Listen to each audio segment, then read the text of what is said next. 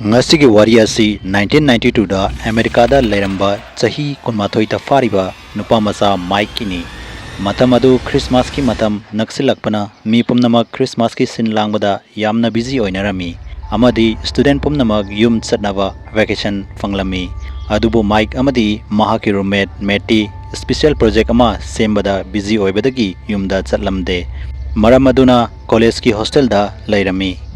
Christmas ki numit nini watlingai ahing aduda makhoi ani famina duna horror movie ama yengminarami movie adu yengba loirba matungda masa masa gi fapungda famduna akiba bhut singi wari sanaminarami Mattina Ahanba oina Bloody Mary gi maramda Mike ta hairami Mattina haibadi karigumba mingsel mamangda lepaga Mary bu ahumlak Bloody Mary haina kaurabadi mingsel manungdagi thoklaklaga mi adubu hatoi haina hairami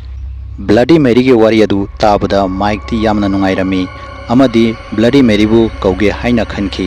ahing adugi pung ama makhaimuk tarakpada bathroom da sangaga mingsel mamangda leplaga ahumlak Bloody Mary bu kauki Bloody Mary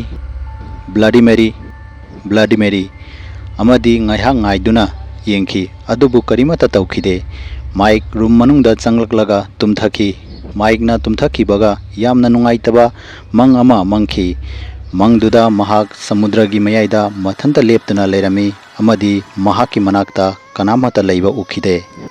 adubu isingda mahakna nupi amagi mami ama uki nupi adugi masak yenge haina nonthabada ising manungdagi ikhang khangaudana khud ama tholakhi amadi mahak makeup tholakhi Mike na hogalaga room manungda koeng yengki mahaki roommate Matti yamna nungaina tumduna leirami yamna kanna honaraba matungda Mike su tumthaki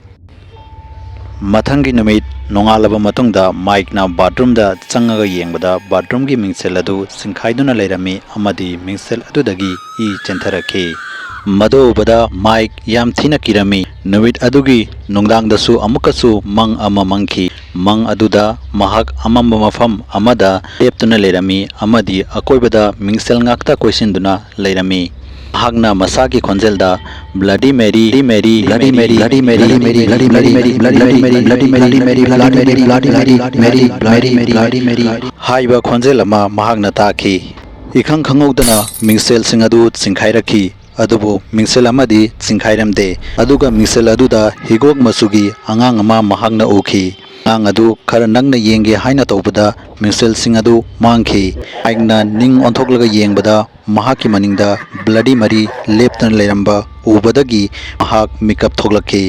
Mike na kiman khiduna mahaki roommate Matti busu hogdokhi amadi mangonda thokliba thoudok pumnamak likhi wari adu tabada Matti na thajaba ngamkhide amadi mase pumnamak se asengma natte warini haiduna Mike ta hairami adubu Mike na haimanbadagi numit adugi numidangda Bloody Mary bu amuk hana kauraga lalle ngakpiu haina haijasi haina plan tawki nungdang adu makhoi ani Bloody Mary bu kaunaba ritual sing adu fajana follow tawraga Bloody Mary bu kaurami lagmandabadagi Matti na bathroom dagi thoklakhi amadi Mike bu mathanta thanamduna mapanda thoklakhi amadi Bloody Mary bu kaunabagi hairami